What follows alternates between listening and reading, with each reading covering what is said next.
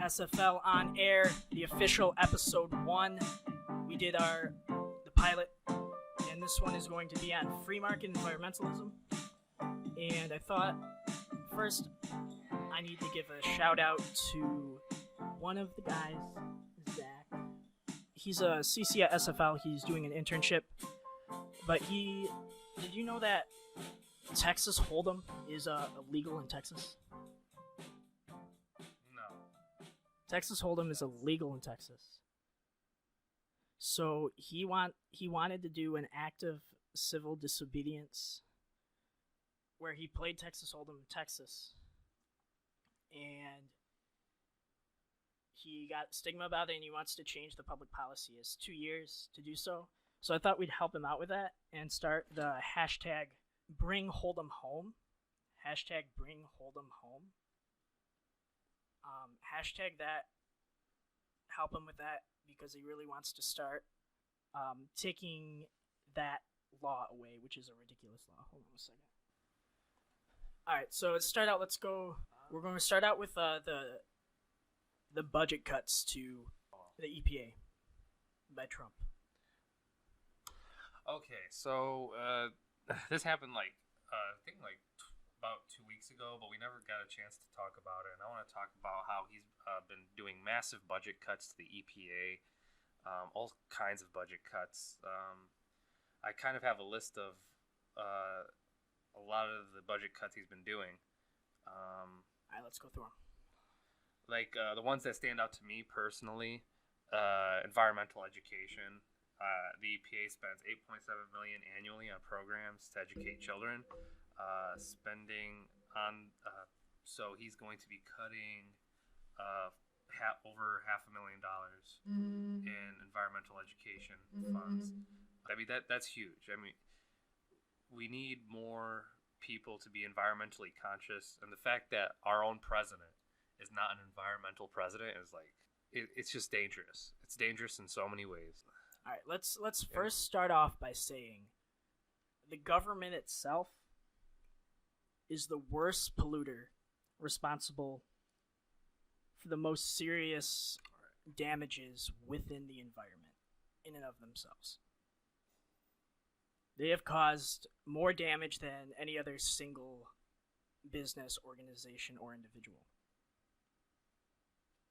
That being said,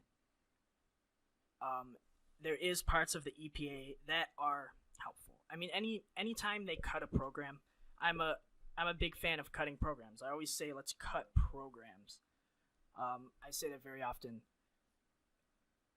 But when I say that, I mean, let's cut programs and have a path to restoring it through the free market.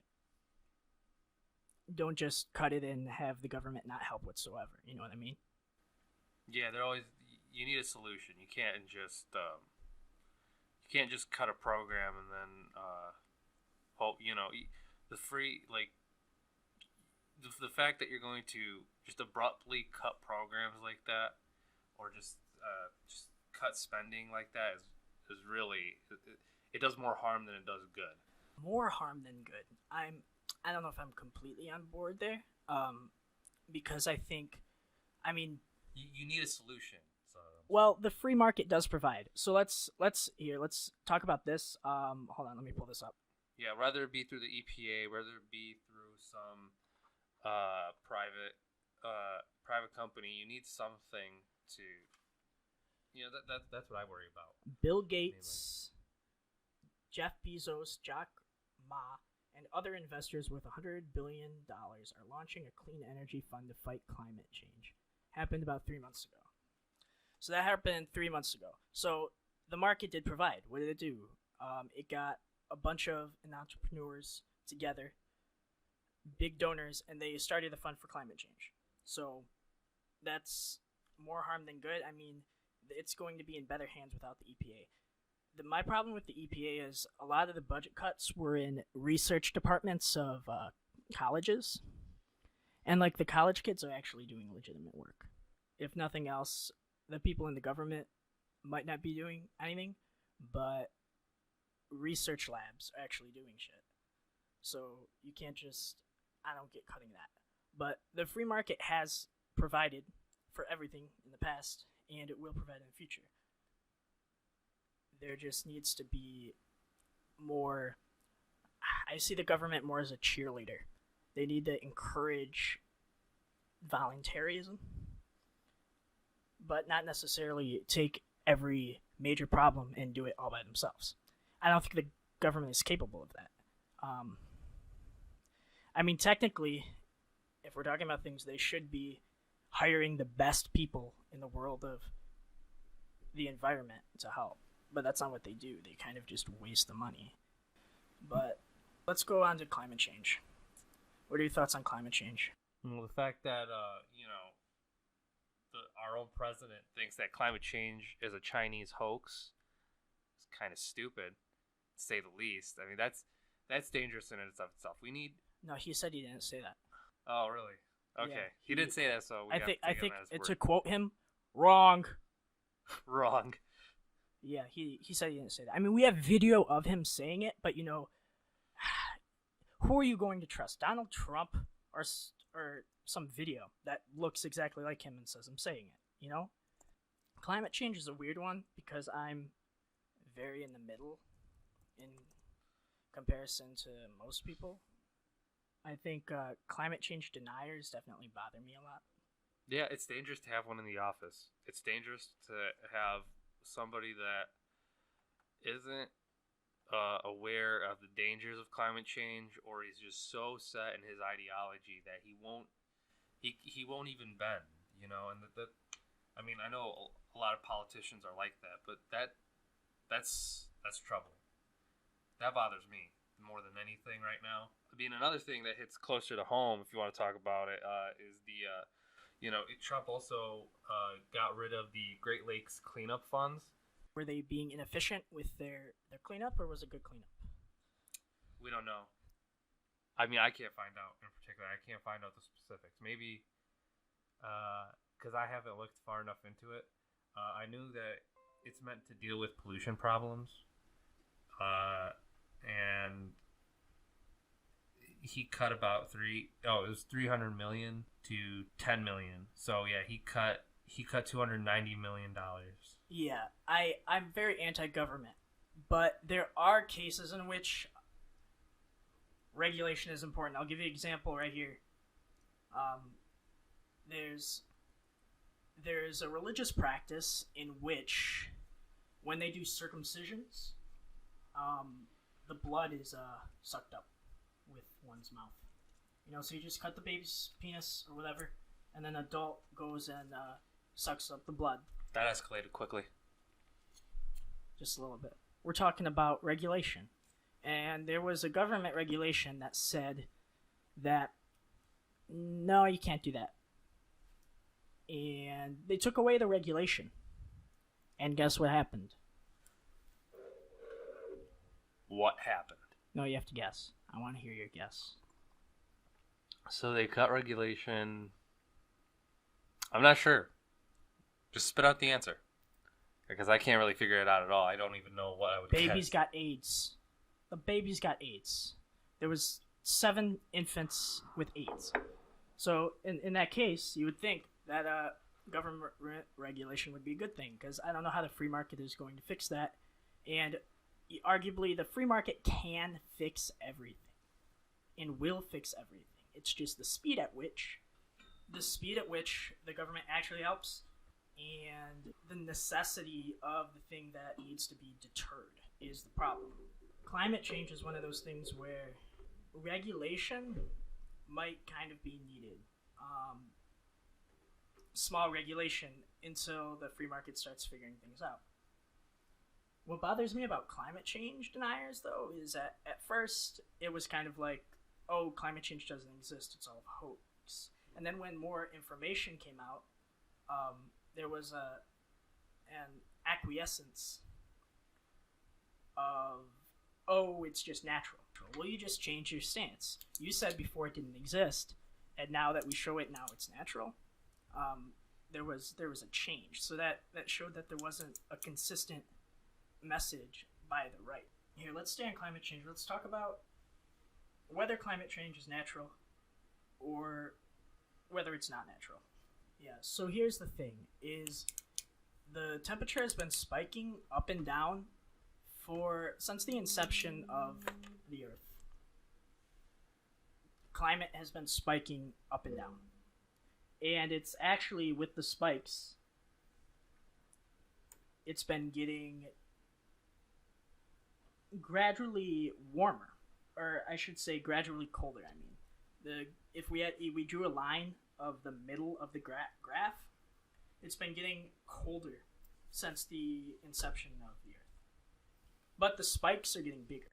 And as the spikes get bigger, there's bigger highs and bigger lows. So when we say global warming, it's actually global warming and cooling, because there's a lot of spikes.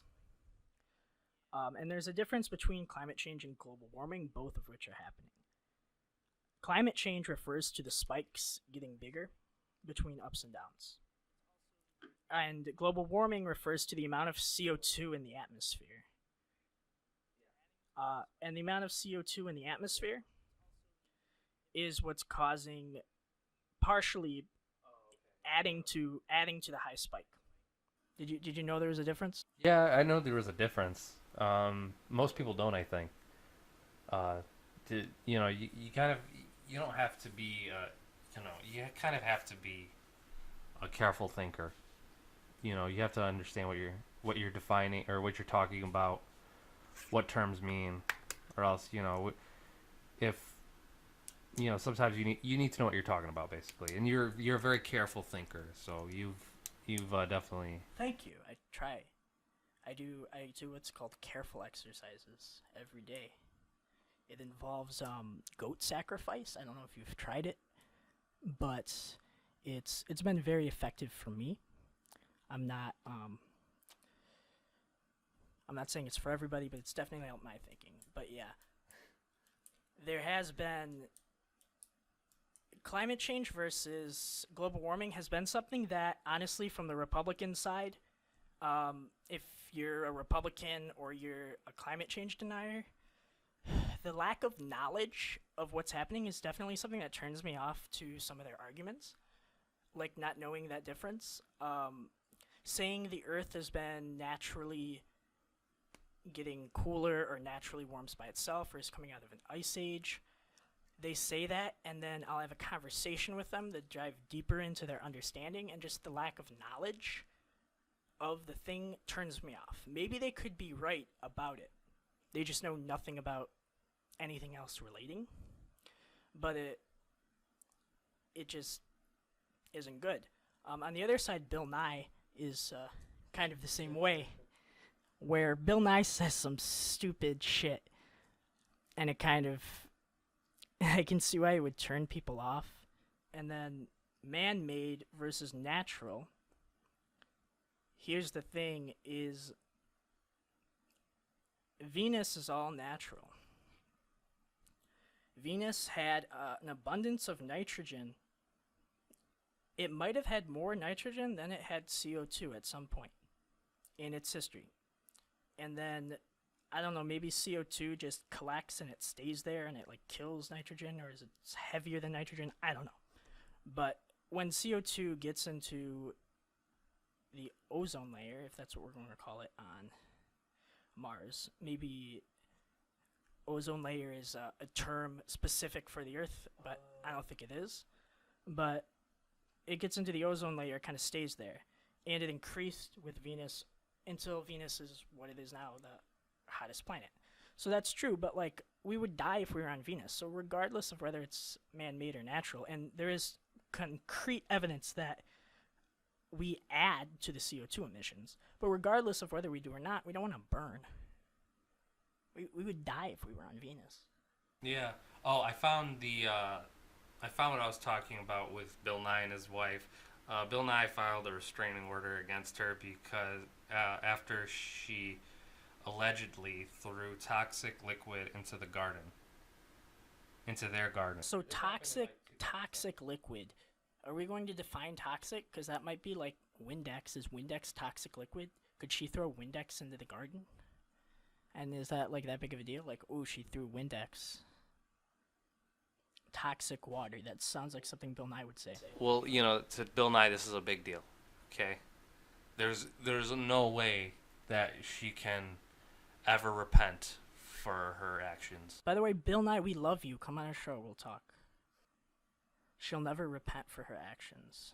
That's the problem with control. You can't control other people, and you just gotta let go. Like, some people don't believe the same shit as you believe. And you just have to, okay, they can believe that. It's not going to hurt you. We have this incessant need to want to control other people's thoughts and actions. Some people kill and rape and steal, and they do that. And we just have to just let go. You just got stolen from. No, non-aggression principle, obviously. Don't, the whole John Locke thing, I don't know how I feel about it, but, we live in a society. It's a price we have to pay. Let's go with that. Alright, so, yeah, I don't know. Venus had an abundance of hydrogen or nitrogen or whatever, and the point is it now has a lot of CO2. CO2 is kind of carbon dioxide is the problem. That's what causes the heating problem. So let's look at climate change from an evolutionary point of view.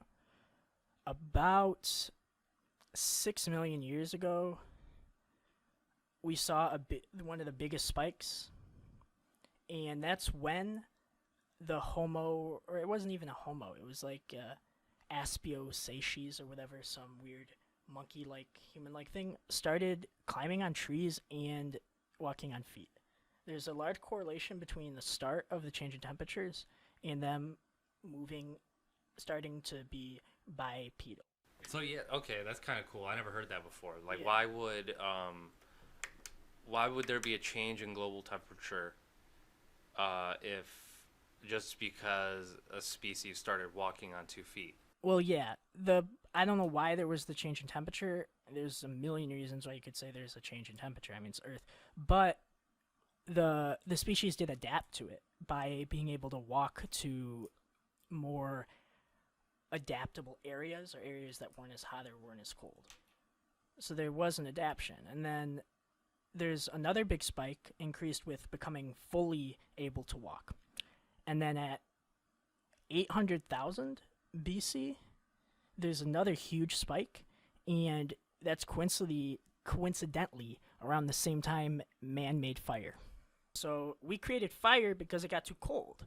So if it didn't get too cold, would we have ever created fire? We would have just been there and not done shit. But man created fire when it got too cold. And then another big spike they also think is a reason for why the brain got a lot larger. So we might see some cool evolution within our own species. I think it was a whale. I don't know what it was, Ali. They held it in captivity, okay? They held this whale or some animal in captivity in the water. I kid you not. The whale became asexual. Asexual reproduction. It reproduced by itself. It got pregnant by itself. No other whales there. Never happened before. I don't believe that. I gotta see something on that. You guys can Google it. We'll look it up. Yeah, so the whale evolved basically before your eyes, and you could say self-preservation. That's kind of how things evolve, is through self-preservation. And the sea creature, the whale, I forgot what it was. I'll show you the article later because our laptops are not working. But it needed to survive, self-preservation, and it was able to. No, it's fine. You can look it up if you want. But yeah, it was able to reproduce asexually on its own. You can't really deny that. That was a big change. And we might start seeing that. It's like survival of the animals. Like, which animals are going to survive these spikes in temperature? Which ones are going to die out? I believe 99% of all species that had existed or ever existed are now extinct. I withhold a comment until I find out that that's true. So, till then, I'm gonna hold off. Say that's bullshit. Alright, that's probably smart. But the 99% thing, 90 or 99% is true. There's been a lot of animals that are just dead now because they couldn't survive, but we were one of the ones that had to survive. And we think about it, like, I don't know how. They're like we're very stupid creatures. Like dolphins are so much smarter than us. It's ridiculous. Yeah, dolphins are smart creatures, and orcas. It's sad to see smart animals being locked in captivity in SeaWorld. I heard they're not catching any more orcas. The ones that they have are those are the last ones. They're going to be done with orcas once they die out, and the ones that they already have in captivity. Yeah. I'm not exactly sure. I mean, yeah, their communication, their ability to communicate is definitely more advanced than us. They don't have opposable thumbs, so that has definitely been hard for them in terms of ever developing tools and such, but their communication is way more advanced than ours, and we can communicate with them pretty well. We can have pretty understanding of conversations. And with gorillas, when they train gorillas to do sign language, we can have pretty intricate conversations. I mean, Coco the gorilla is about as smart as probably a 10-year-old or an 8-year-old. She can talk, she can make up new words. She knew the word for bracelet, and she knew the word for finger, so she called a ring a finger bracelet. And when you think, she knew the word for goose and knew the word for water, or she knew the word for bird, knew the word for bird, knew the word for water, she called it a water bird. So when you think of all the combinations of words you can make with words you already know, she could pretty much say anything she wanted and communicate very, very well. Coco the gorilla could tell people when she's sad through sign language. Yeah, the point is she can express the fact she knows when she's sad, and she'll express that, which is it's really the fact that she can even tell you her emotions is really impressive. That's really impressive. So dolphins might be on that. Might not be on that scale just because of the non-opposable thumbs thing, but brain-wise, their brains in comparison to us are bigger, and I think they might have more neurons than we do, which is absurd. Elephants are also very smart, but when you think of their trunk and how versatile their trunk is, it's kind of sad that they haven't gotten a lot farther. But this climate will change that. These elephants, they're going to have to build stuff. They might build a house because they have to survive due to climate changing. Yeah, I think that takes time. The whale, it grew ovaries or something and produced by itself. It's just spontaneous. Sometimes, it doesn't happen that often, but yeah, I'd have to withhold until I need to see the article myself. I need to see the article myself before I start believing this virgin birth story of the whale. Okay. And Mary too. That's documented too. So Mary did it.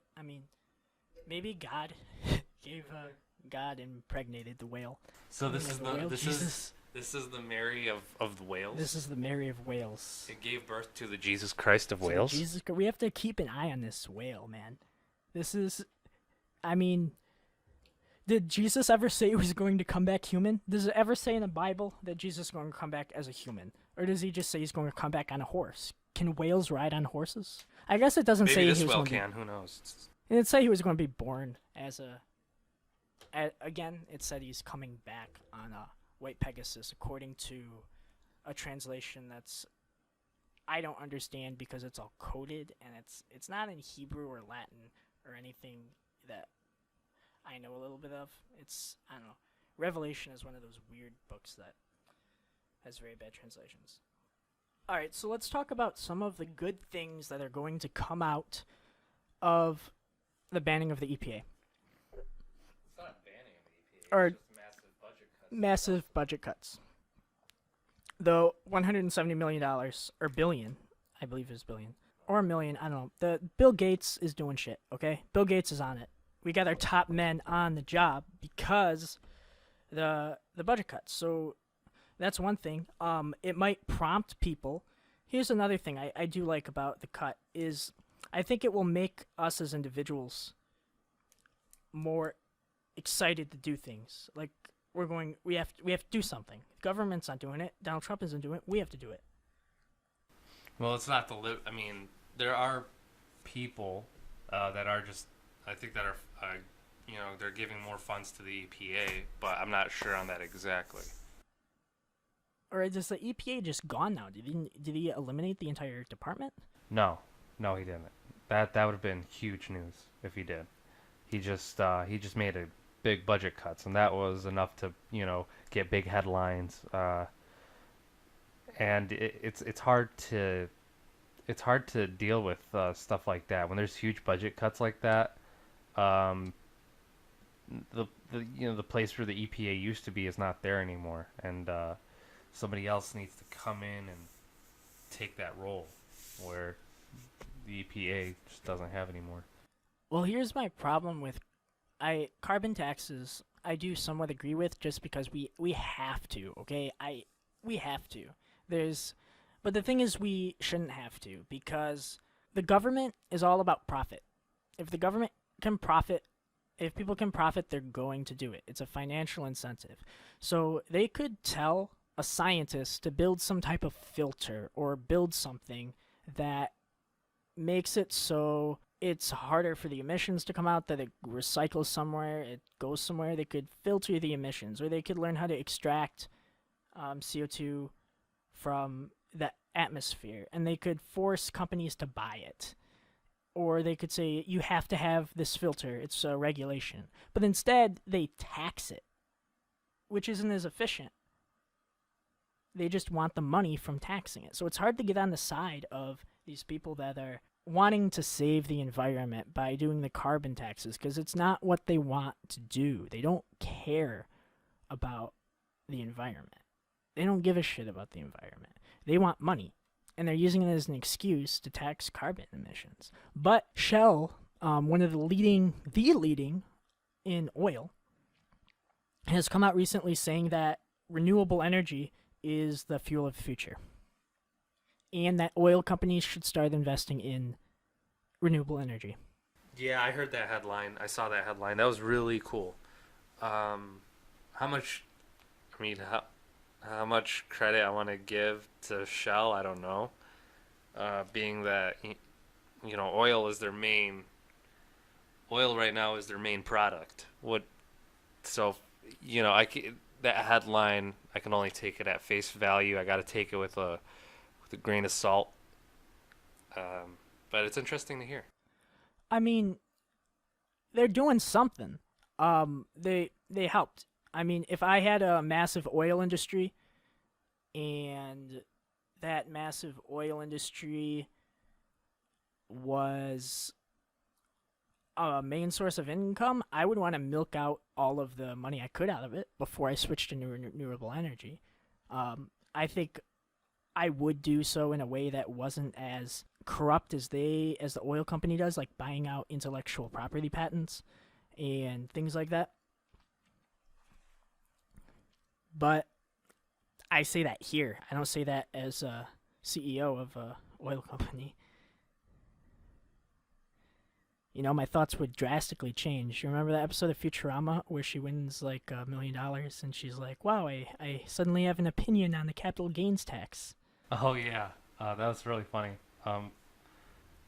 Yeah, I can only take that headline, though, with a grain of salt, being that it's Shell. No, all Shell said is they want companies to start investing more in renewable companies. How much do they really mean that, though, when they make so much money off oil? It's ridiculous. I mean, relative to all the numbers in the world, it's not that high. No,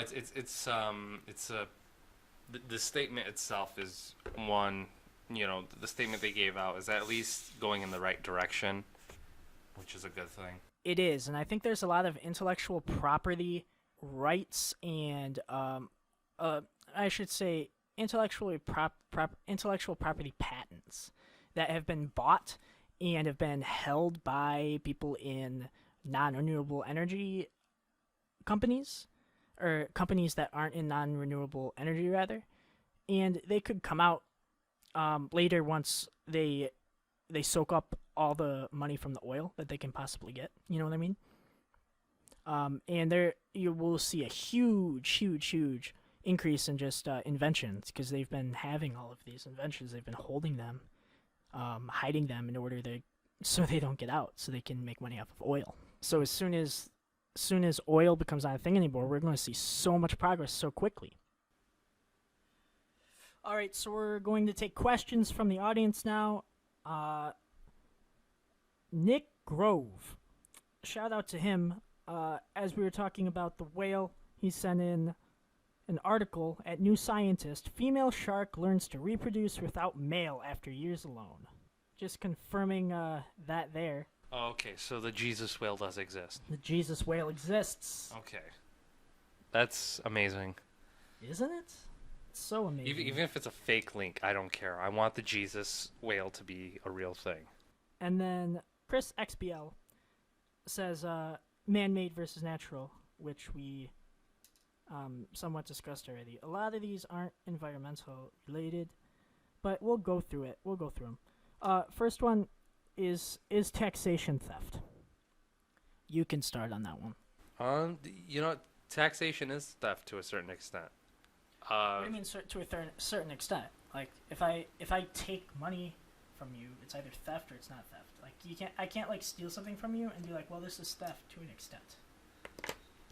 Well, what if we all agree upon how the tax money is used? And it's called voluntary donation. Yeah, but yeah, tax is theft. In that sense, yeah, you're right. Tax is theft. Other people would argue differently. I don't really understand the argument. The argument is, well, there's two main arguments. One, it's the price. Theft is the price we have to pay for a civilized society. And who will build the roads? Yeah, people think there would be no infrastructure without being taxed. Which isn't true, because incentive, I mean, if I want something from McDonald's and McDonald's wants me to buy it, we're going to have an agreement whereby we build a road. It's just going to happen. There are things that are very expensive. Planes are expensive, and I want to fly, and they want to take my money, so they make planes. You know, if there's an incentive for something to be made, it's going to be made. If there's money to be made off of it, there would probably be a large fund by literally almost every business.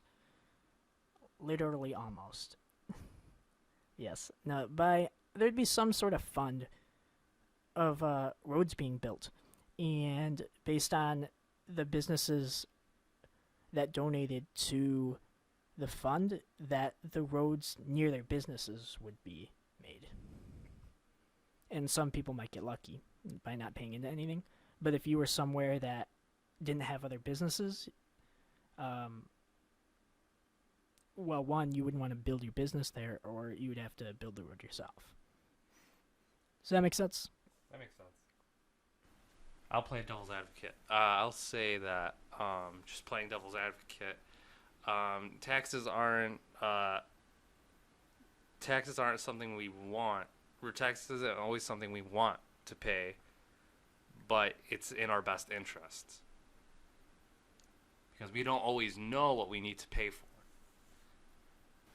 That's why I believe there should be a voluntary ability or option to volunteer, to do something like spend an hour a week, 5 hours a week, however, maybe 10 hours a week, doing something charitable to society, where there would be a site and you could sign up.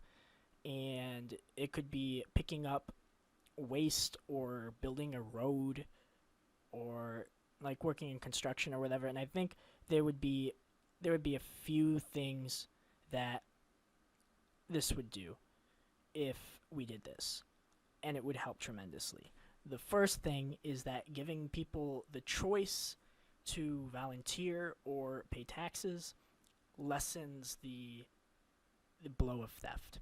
So although they are taking your labor, that is a much better indication of the price we have to pay for society. And maybe they could have the option to just, if you don't pay, you don't get to have a house, you don't get to have roads, you don't get to have, unless you build it yourself. So you could live completely in isolation of yourself, but you can't use any of the services within society. You have to do everything yourself. But so the Amish, for example, wouldn't have to pay taxes. The Amish shouldn't have to pay taxes. Do they pay taxes? Do they even have a social security number? I think they have to pay taxes. I think they do. The only people that don't, I think, are people that live on Indian reservations. Yeah, so the Amish wouldn't have to pay taxes if you wanted to voluntarily do everything by yourself. And if you wanted to use the services, you could either volunteer towards those services or pay. You have the option. And if we do that, again, a few things. One, people building roads, people at the DMV, people at libraries, people who were police officers, people who were fighter fighters, they would be choosing that position because it's how they wanted to volunteer out of all the options. So they're choosing to volunteer their time without getting paid. So they're going to be somewhat passionate about it. I doubt, with all the options there are, I doubt people are necessarily going to pick something that they don't want to do or would be bad to do. So I think the service might improve. 2, they're not doing it for very long. It's not labor intensive. 3, it could be something that turns into a profession by offering an almost internship-like position at the DMV. It's kind of like jury duty, but a lot more organized. That's a unique look at it. I think that's a unique solution. I haven't heard that from a libertarian before. About the way you put it is, I mean, I think it's very interesting. I think it's we should look into it. It's very pragmatic thinking. I think libertarians make statements that are very true. Here. I'll give you an example with this joke. How many libertarians does it take to screw in a light bulb? How many? None. They just wait for the invisible hand to do it. Okay, explain the joke to me. The invisible hand is an economic concept. Basically, basically the idea that the free market, if we act within our own self-interests, the free market will fix everything by itself, which is pretty true to an extent. Speaking to an extent, that's pretty true. If the free market kind of does fix everything. All right, I'll give you a point. The free market does what the people wants it to do, not what it needs it to do. Yes, but we are going to need what we need. I mean, we should want what we need. I mean, in a group of a lot of pragmatic people that are very smart, the free market is going to work the best. And you could argue that if it does screw up, that's our own damn fault. But we do live in a society where a lot of things can be known through technology and the internet, and we could feasibly have a site that tells us what we need, where people are needed the most, and what we need to be a beneficial society. We don't need the government. We just need the collection of the people to know what we need to do and how we need to do it. And what do I do to help? How do I make a road? Let's go make roads. I'll volunteer 10 hours a week of my time to make the roads. Just because I think it would be funny if we lived in this voluntary society if I was making a road because of all the times I've been asked who would build the roads. You know, I'll build the roads, motherfucker. But yeah, that we live in a society where technology can give us access to everything that technology can give us access to all of our problems and let us know what we need to do. Yeah, I think with internet, crowdsourcing causes has never been easier. The fact that we could just crowdfund something and it just happens is so amazing. It's the internet is very important. Stupid shit gets crowdfunded too. Not even important shit. Exactly. So if we can crowdfund stupid shit, we can crowdfund important shit, and the government isn't doing anything. And I don't want one person, Donald Trump. I don't want any one person. I don't care if it's Neil deGrasse Tyson, whom I respect more than anything. I don't want one person controlling everything. It doesn't make any sense. You need help. There's 300 million of us. Tell us what to do and we'll do it. In a crowd-funded, intellectual, voluntary sort of way. Or it might be required that you have to volunteer. But anyway, yeah, that's the talk on taxation as theft. And before 1913, there was a 0% tax. There was no tax. That's when taxation begun. And we were kind of fine before 1913, if you want to suppose, but we have become codependent. Yeah, I didn't actually know that. That's kind of interesting. You don't listen to Ron Paul enough, apparently. Ron Paul talks about it all the time. There wasn't an income tax. They didn't tax your income.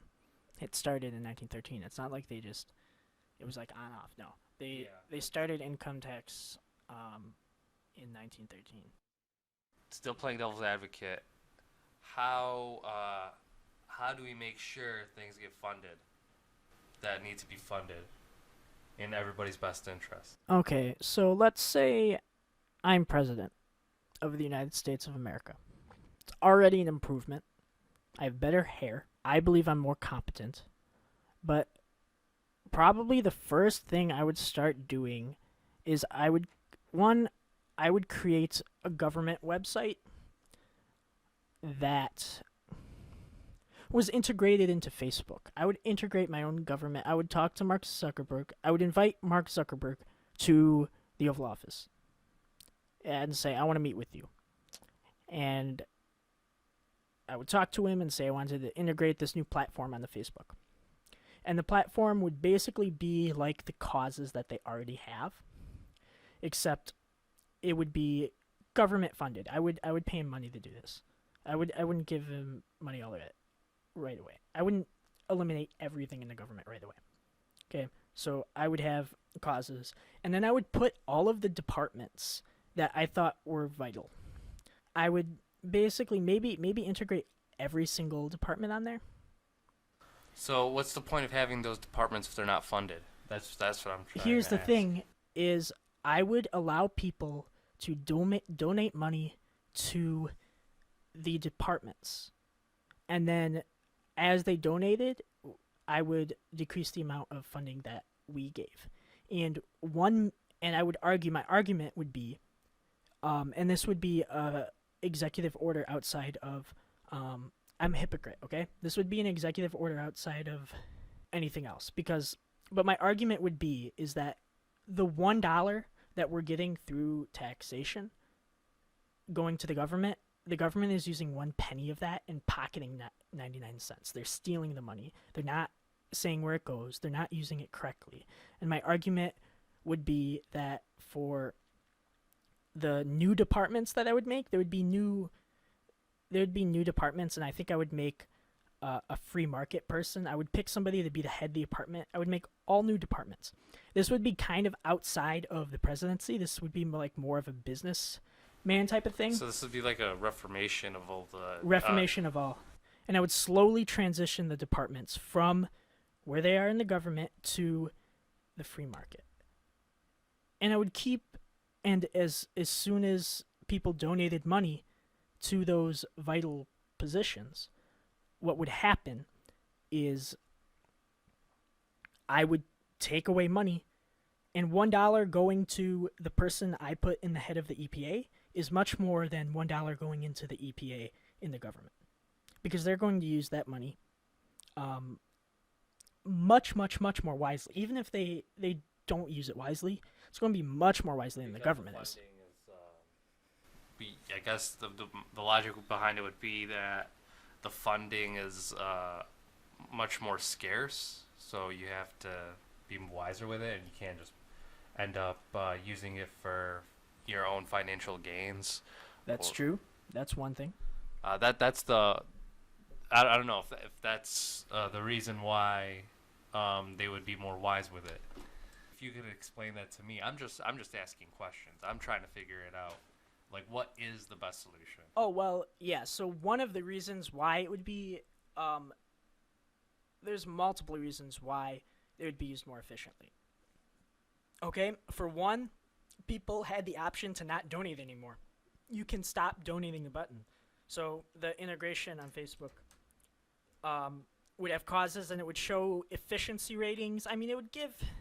I don't want to give Mark Zuckerberg control of the entire world because that causes page, but I guess one of the stipulations would be that somebody I hired from the government or I myself had control of the statistics and things like that within the causes page of the government causes pages. So it'd be regular causes, and then there'd be a tab that's like government, and we control the information on there. They couldn't slew with it. They couldn't mess with it. So Mark Zuckerberg couldn't like make up statistics, but they would say there'd be like an efficiency rating or like how well it's doing, or not even like maybe not even an efficiency rating, just pure data. How much money they have, how much money they spend on this, how much money they did that. So people could have the option, or people would use third-party sites to see how well the department is doing.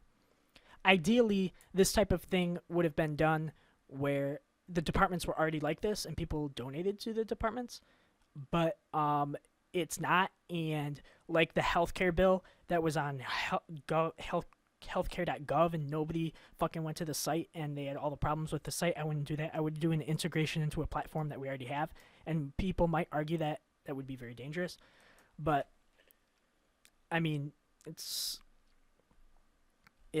maybe I'd do a vote on it. Maybe I'd have a vote, but I don't think people would vote for it because it would mean politicians were losing their jobs if people donated to the better department. But no, people could stop donating. They would have the option to stop donating. And so they at least have the incentive to do better than the department and the government. And if they did well, more people would donate and they'd get more money. So if like you were president, there would be way better transparency about where our tax money is going, how it's being used, and we know for sure that it's not being misused. Yes, that would be my number one goal as president, is to do that in any way I can. And to be honest, I'm not president, so I haven't thought that much about it. But that would be one of the offers that I brought to the table, and I would get smart people behind me to tell me the risks and potential downfalls to doing that. Maybe I would make a site myself, causes.gov, and be controlling that and not do the Facebook integration. Maybe there was other ways, but the number one thing should be transparency of the money that they're using. The fact that we don't have transparency of where our money is going with the EPA is ridiculous. How can we trust the government? The government is literally stealing our money and wasting it. Maybe on cappuccinos, maybe on private jets, maybe on prostitutes. I don't know, but there's they're a wasting list it. of how they do use the money, and it is pretty ridiculous on some of the stuff they do use the money for. That's the stuff they're showing us. Yeah, that's just the stuff. That's just the stuff they're showing us. You know, the Federal Reserve. It doesn't even calculate every dollar. It's not even close to how much we're really using. Yeah, the Federal Reserve has so much. That's why I don't care when departments are cut. It's just the thing is, why are they being cut? It's being cut to give to another department that does the same shit, but he just likes the conspiracy of that department better. So I don't know. He's cutting Democratic departments and giving it to Republican departments because he wants the Republicans to pocket the money instead. I don't know, but the idea of cutting departments, the part of the cutting departments that's appealing to me is that we could move it to paying it with the free market. That's what's appealing to me. Yeah, I think that's really interesting. I never heard a solution like that. The fact that you've even thought about it that far is really cool. I'd like to see somebody debate you on that, on what they think is the best solution. Yeah, we need that. What's the best and most? I don't like to say a lot of opinions of mine. Like, hard opinions because I'm just not an opinion person. I'm just like, I don't know. I'll try to say facts. But that's an opinion of mine, and I feel like that's one of those opinions that people like, you can't put that on Facebook. That's so stupid. Here's 10 reasons why you're an idiot, and that's why I don't say opinions. But I would like to hear the objections to it. Tell me why that would be a bad idea, and especially if they're matching dollar for dollar, and slowly, even maybe $5 decreased, $2 decreased from the department for every dollar donated. You know, maybe I have that much more faith in that. But it would basically be making new department. Steve Hughes, the comedian, when he was talking about anarchism. So yeah, basically he says that in an anarchist society, there's going to be people that are going to be like, hey, we need to stop crime. What should we do? What if we just create like a group of people that go and, you know, they police the people. We create a group of people that police the people, like a police station. No, not like a police station, just like a group of people that police the people. You know, like, and they say, oh, like they create the things that they need, and it's basically like they're rebuilding society in anarchy. But my idea is that basically, yeah, that's kind of what we need to do because the corruption and the non-transparency within the government is so bad that we need to just redo the systems. And I think a gradual decrease of money in one department into a free market department with both coexisting at the same time, and the department and government being more of a safety net for if the free market version that I would create fails. So yeah, I would like to hear people's opinions on that, and tweet that at SFL Air and tell us whether the government having a causes page is a good idea and whether it should be integrated into a platform that people already use in order to encourage the donations. All right, and also my boy Michael Stevens, I want you guys to check him out, all right? If you have a problem in your life, I would just wanted to switch to a no sugar diet. I watched a documentary on how sugar was more addictive than cocaine. What was that, Sugarland? No, not Sugarland. Although Sugarland's a really good one. It was one of those sugar documentaries. I think it was a sugar documentary. I think it was Fed Up. That's what it was. Yeah. So I wanted to go on a sugar diet, and I'm going to talk to Michael, and what he's going to do is he's going to create the most efficient means by which I can have a sugar-free diet. Efficiencyis-everything.com. If you have a problem, he's an engineer. He uses a vast array of techniques. He did a bunch of different sleep studies where what's the best way to sleep? 5 hours, 30 minutes for 10 times a day, 2 hours, and then 4 hours. There's a bunch of different scientific approaches to sleeping. He tried every one of them. When are you going to start that sugar diet? I'm going to start it, man, okay? I just need to talk to Michael and find out the most efficient way I can do it. Michael Stevens, efficiencyis-everything.com. Sign up for his newsletter. Put SFL after your name on his newsletter. You will get a free book on how to save thousands of dollars a year. It's an ebook.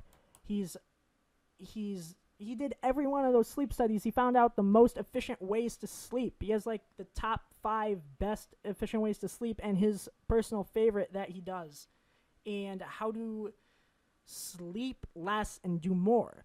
And you give him a problem, he will fix it. If you have a problem, if you have a bad sex life, or you want to eat less Twinkies, or you want, there's any random thing that you want, tell him. If he thinks it's worthy enough, he will figure out the most important thing, the most efficient way to do it. All right? Efficiencyis-everything.com. And that's the show for today. Again, tweet those at SFL On Air, hashtag government causes. Is it a good idea? And we'll see you guys for the next podcast. What do you want to do that one on, Ollie? We'll figure it out as we go. We'll figure it out. Right. Stay tuned. See ya.